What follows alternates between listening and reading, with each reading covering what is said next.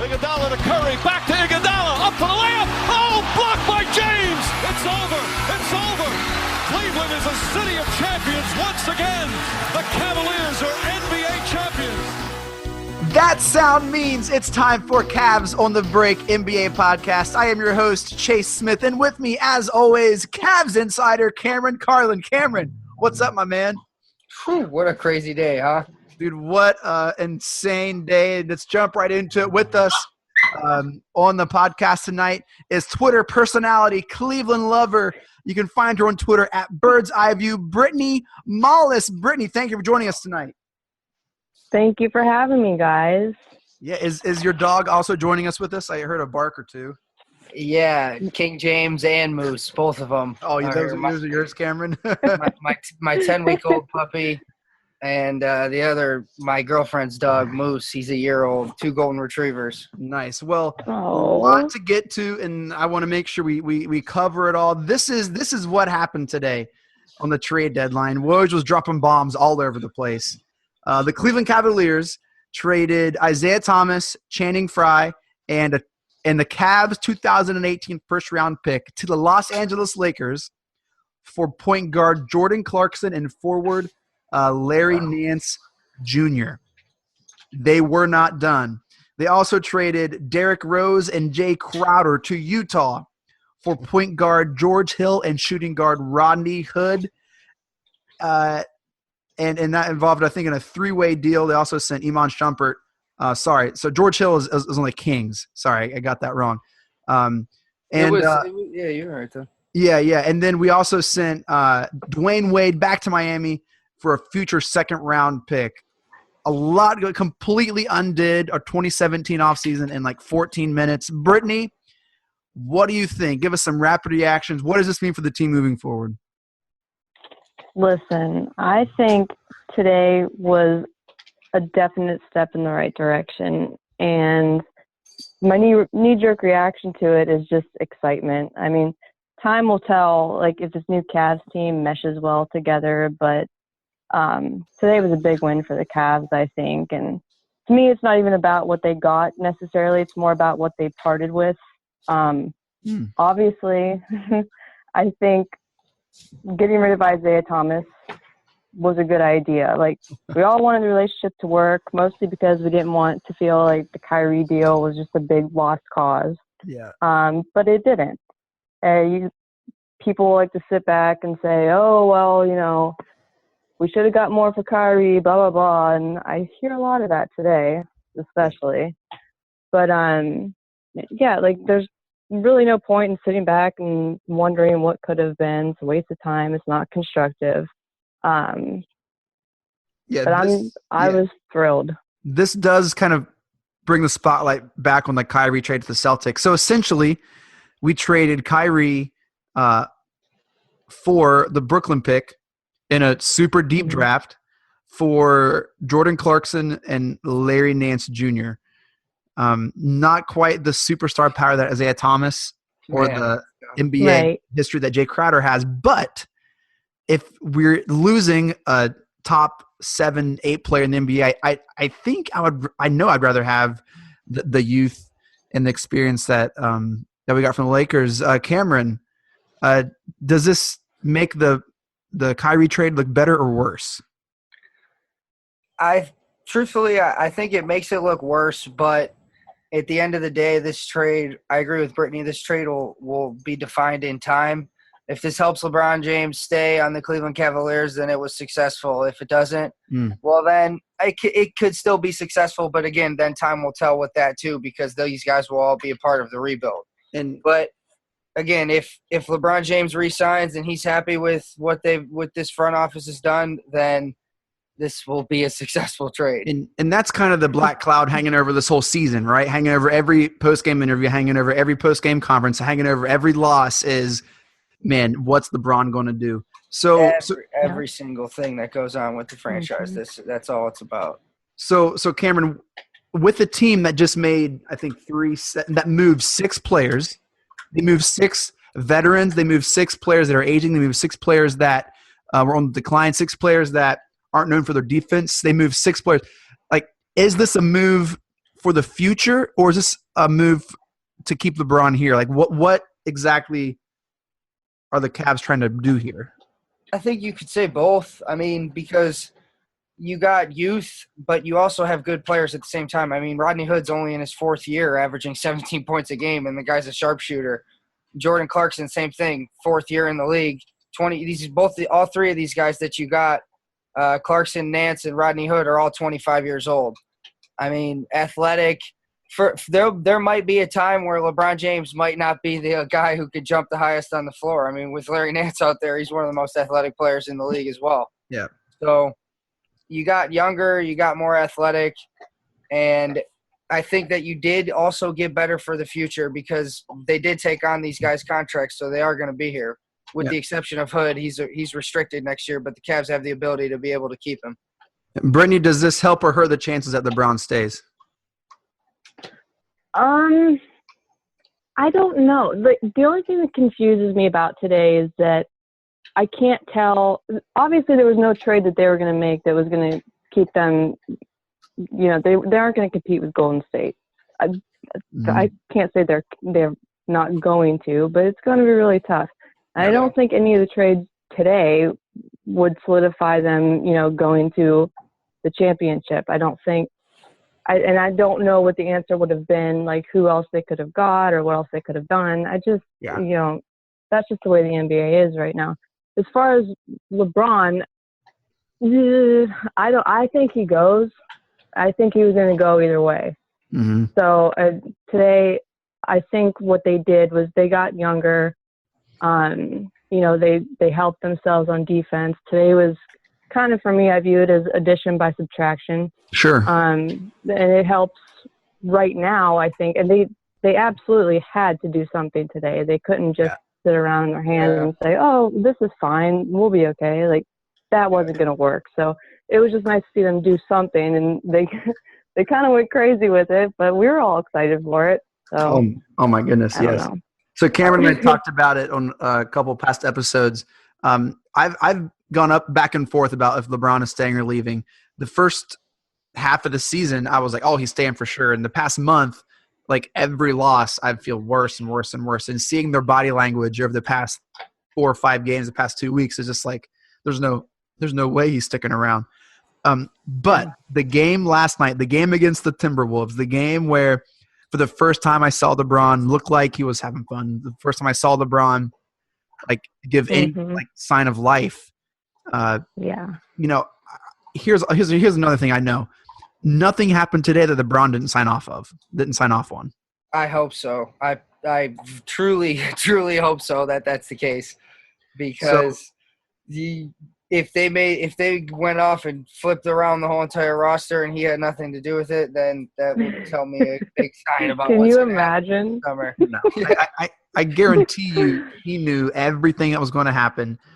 He knew – you knew he and Dwayne Wade talked. You knew that like everything that happened, LeBron knew and signed off on. I think LeBron knew that these were some of the targets yesterday. And I mean, we saw in the celebration, you completely ignored Isaiah, right? The last time we saw this was with Deion Waiters, where wide open and just like not even like looking his way. Is Isaiah just like a 5'7" Deion Waiters, or is it just or 5'9"? Sorry, I mean he's like pretty much the same player, but no, Deion's I don't know. Deion's probably a lot better player than him at this point. I mean, they're both injured, but I don't know. So I had a friend text me this evening. Do you guys know the last time a team dealt 6 players at the trade deadline? No. If I had to guess, it would be when Denver traded Melo to the Knicks. No. 2008, when the Cavs did the same thing and tried to appease LeBron from leaving the first time. Was it with Wally Szczerbiak and Ben Wallace? Yeah, it's all those guys. Yeah, man. It's oh my gosh. Well, those guys to make it different from that, those guys were all old. Ben Wallace was at the end. Wally Szczerbiak was. That's true.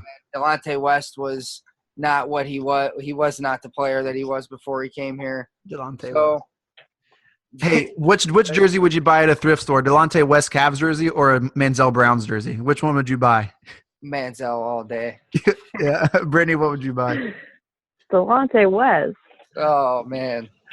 I found a Deion Waiters Cavs jersey at a thrift store, and I definitely picked that mug up for sure. That's a good one. I have a picture with Deion Waiters and his son actually. Oh, no way. His son was like a baby after one of the games. So let's go through these trades. Let's kind of pick a winner and a loser.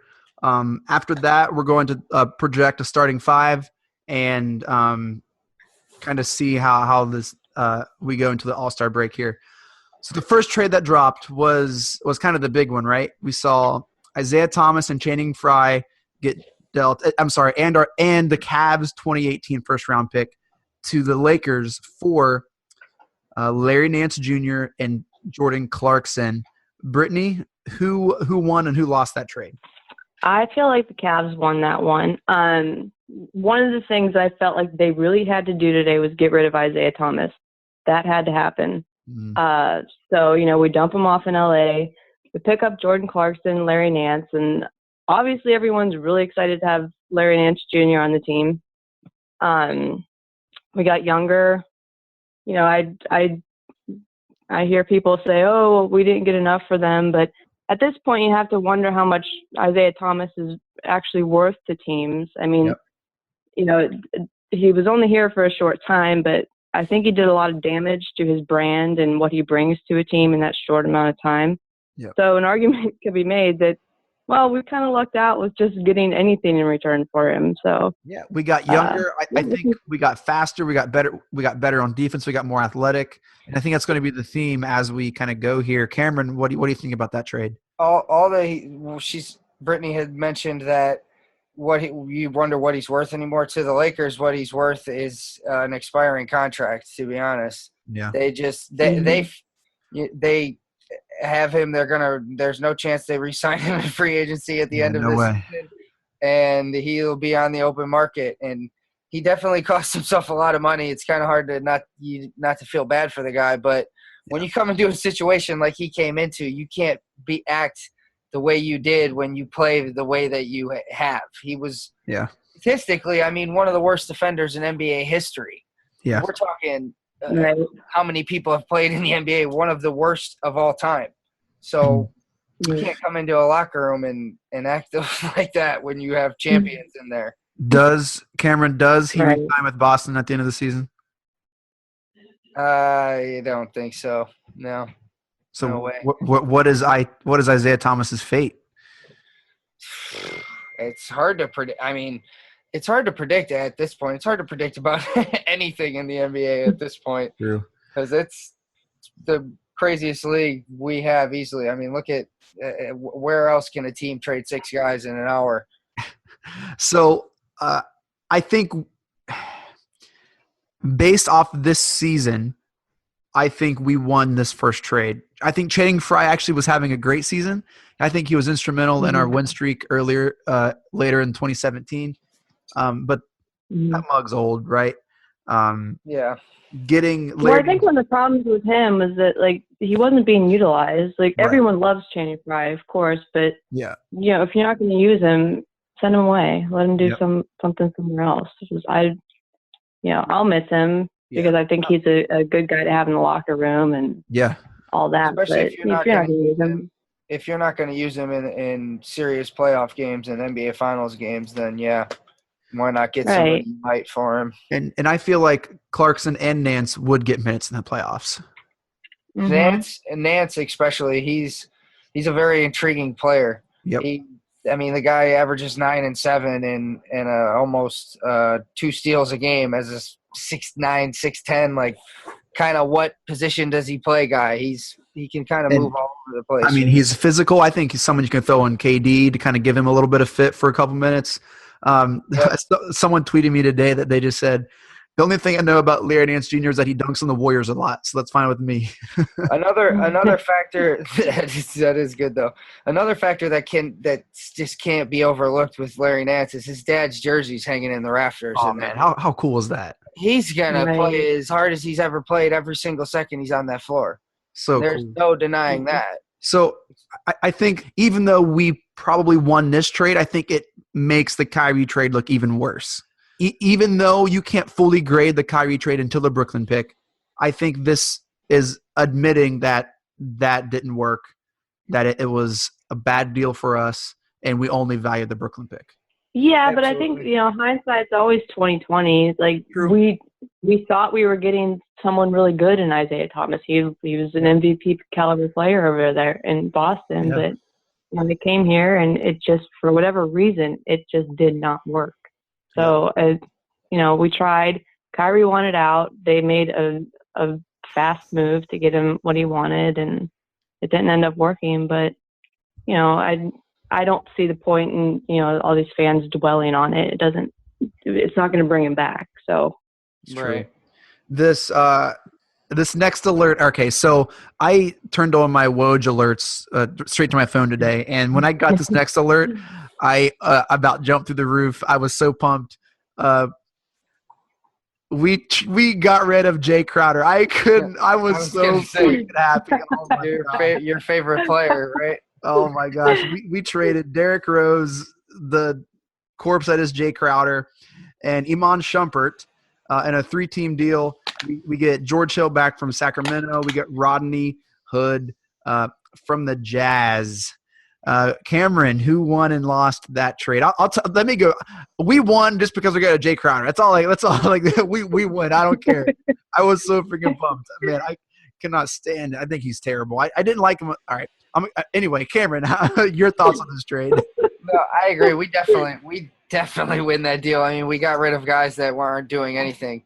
Derrick Rose was at best. Derrick Rose can give you 18 minutes a game. At this point in his career, he still shows spurts, but he's nowhere near the guy that he used to be. Crowder, wow, like you said it. You said it best. So we can just leave that at that. He was nothing like the guy that anybody thought that he was going to be when he came.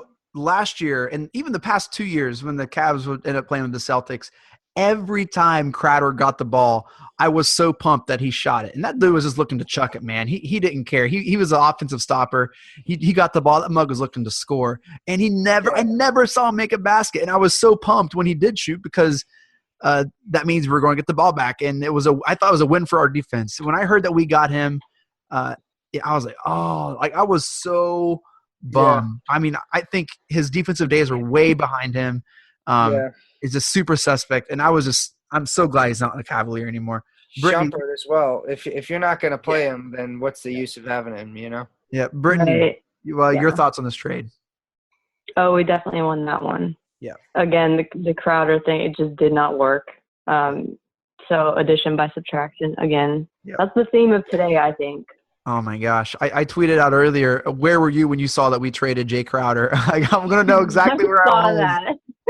It was, oh my gosh, I was so pumped. I agree wholeheartedly with Brittany, and getting rid of Isaiah is just that addition by subtraction. Yep. Some of these numbers for him are like startling. Jay Crowder. For the Cavs, 120 defensive rating when he's on the floor. Yeah. It's like, that means we're one of the worst defensive teams of ever when he's on the floor. So frustrating. Unbelievable. You start to see like LeBron is just like, what the freak? Like, what am I supposed to do with this? In the game against Orlando, when he should have shot it maybe, but he tried to throw the pass back to Isaiah, and he wasn't looking, and the ball went out of bounds, and they had like a little exchange where LeBron tried to look at him, Isaiah went down to tie his shoes, and when they showed it on TV, LeBron kind of hit him with the thumb behind his head, like kind of like to get him out of here. Yeah, almost. And it was definitely a telling moment to me. The final trade we made, we sent Wade back to Miami for a future second round pick. So, Cameron, who was the best player the Cavs got rid of today? The best player that we got rid of. Yeah, Brittany, you as well. Whoever wants to go first.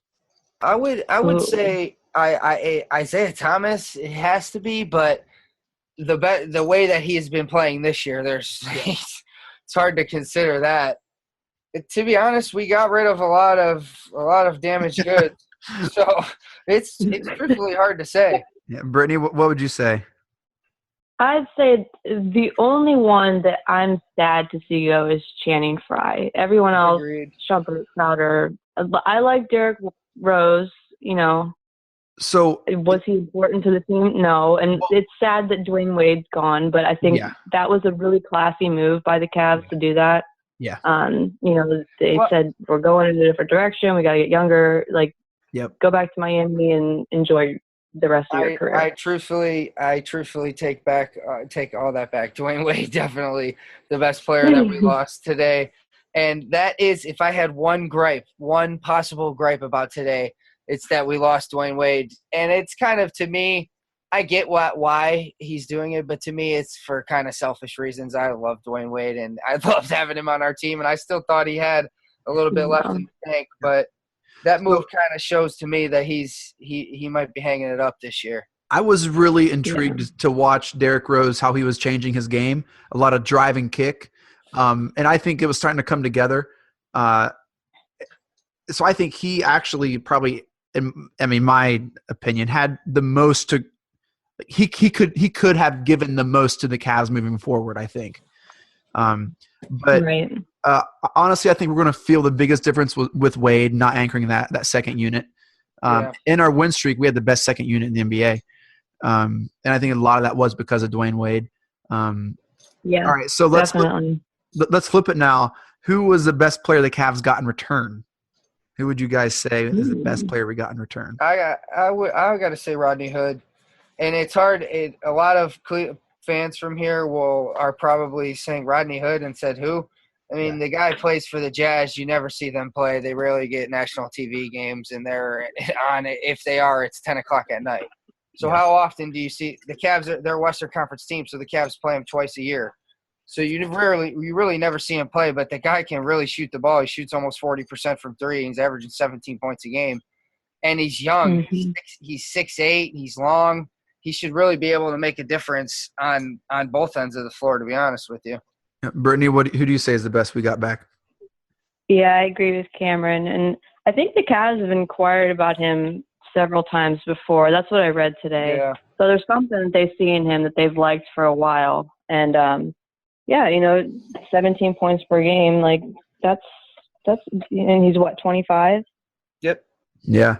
Yeah, definitely Hood. I'm really anxious to see George Hill's contribution to the team. And just having a veteran, he kind of reminds me of Eric Snow role that he played with the Cavs when he was a little older and was able to bring some stability and just like that leadership, locker room presence, and just someone to bring the ball up, someone to kind of get things going. George Hill shooting 45% from three this year, quietly leading the league. Kind of like a spot, it's like a spot shooter. He'll get a lot of open looks. And then obviously I want to see Larry Nance Jr. develop into like the stud that's just like a Superman that just is kind of like a poor man's Blake is how I kind of see him. I literally was just going to say baby Blake Griffin. Yeah. I'm excited to see him. I think he's going to flourish here.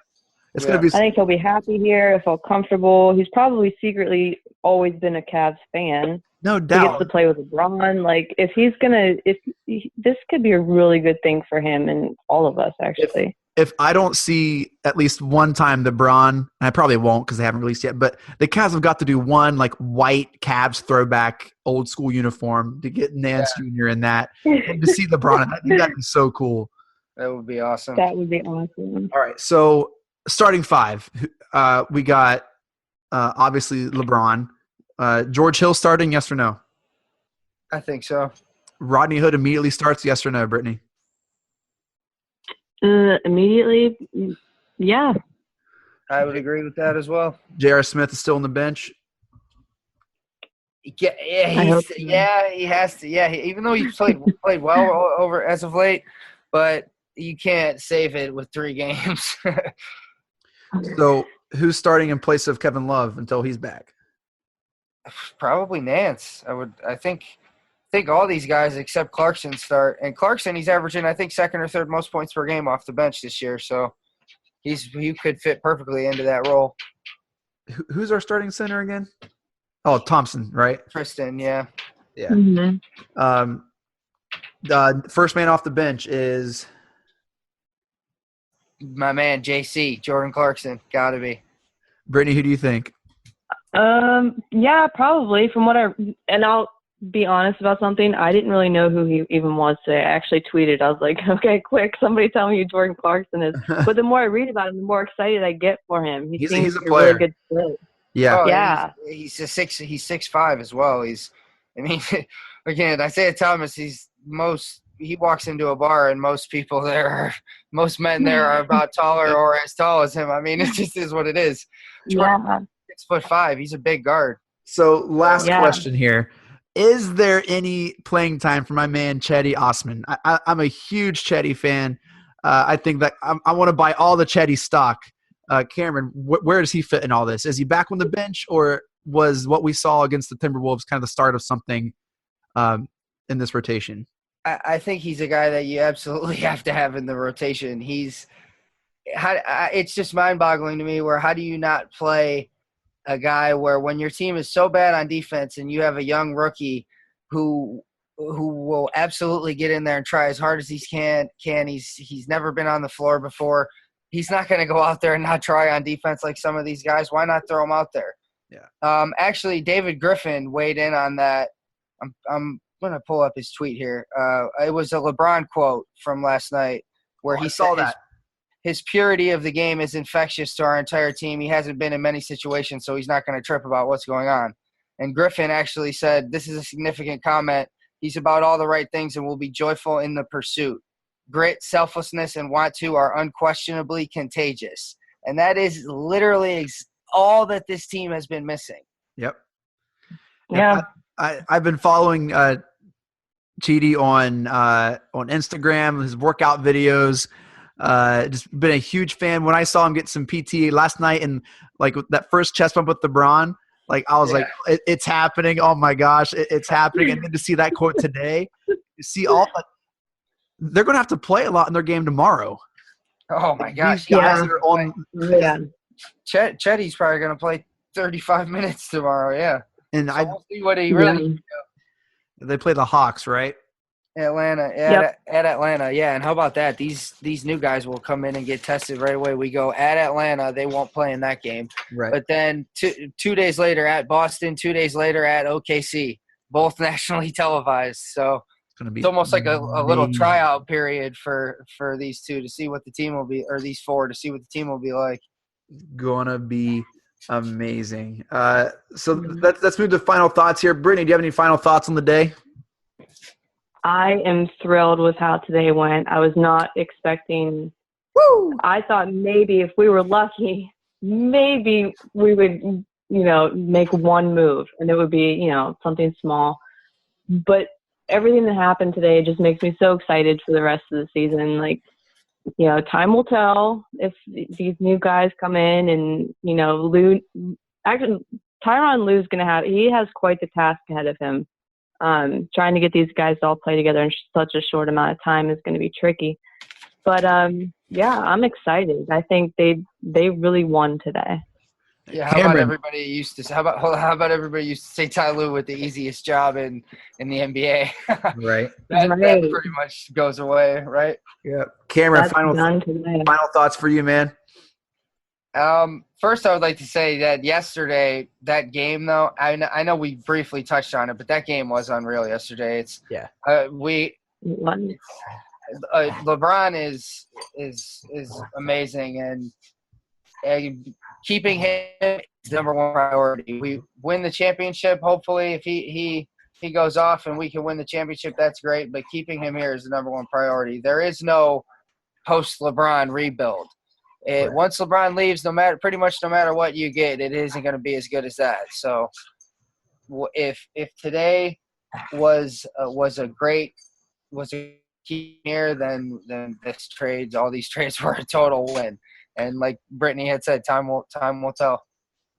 Love it. The Cavs 2018 season will be looked at before the trade deadline and post trade deadline. So it's kind of like separated time here. Thank you all so much for listening. Follow us on Twitter at Cavs on the Break. Subscribe. Leave us a review on iTunes. It really, really does help. It helps the search engine. It helps other people listening. You can email us at podcast@cavsonthebreak.com.